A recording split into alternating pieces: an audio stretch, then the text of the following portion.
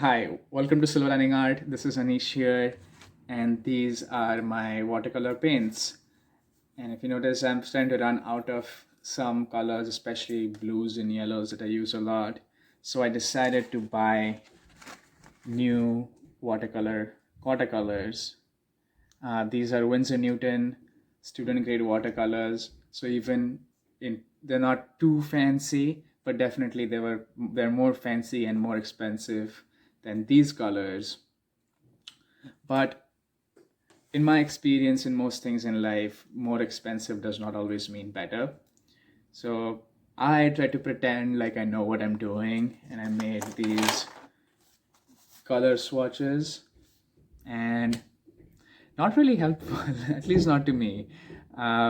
These are the new Winsor Newton, and these are the older ones.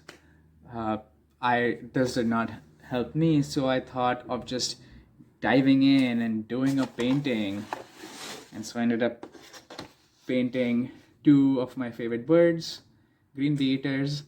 Uh, this one I painted using my older Jerry Q paints, and this one I painted with newer Winsor Newton paints.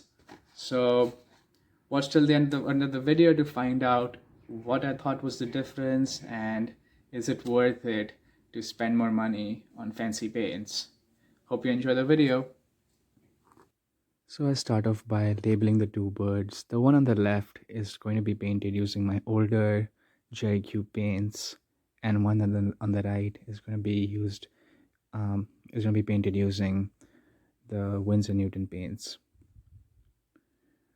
These are green bee eaters, which are one of my favorite birds. They are really common where I grew up, and me being an avid bird watcher, I used to spend many afternoons watching these guys catch little bugs.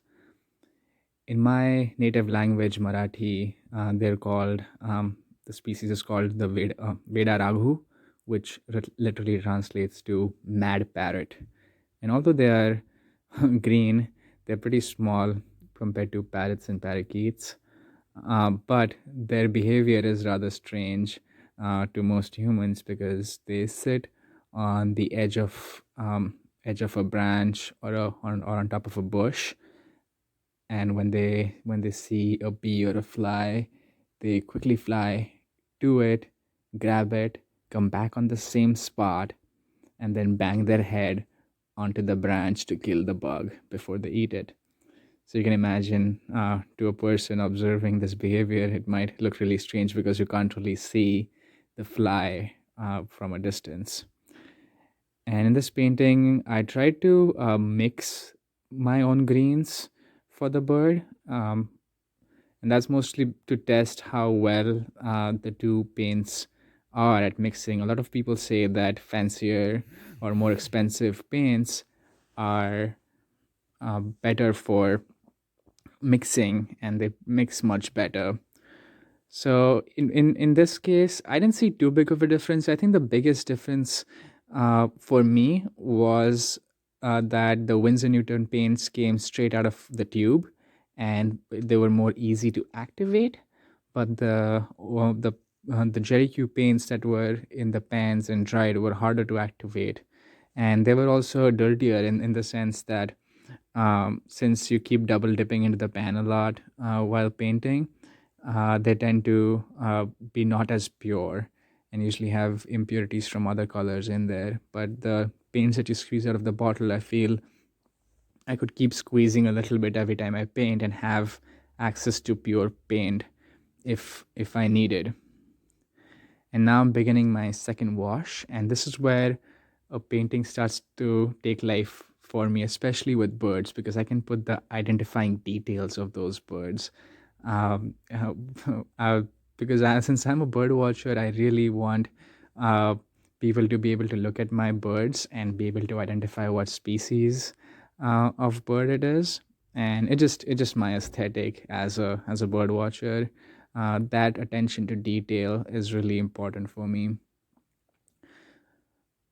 And that also goes with color accuracy to some extent. I want to get the colors exactly right, but the color morphs in birds can be quite wide ranging, and the birds tend to appear quite different in different lights. So I don't hold myself up to color that high, but markings on the birds are usually really important for me, and their proportions as well are really important, and something that I pay attention to before I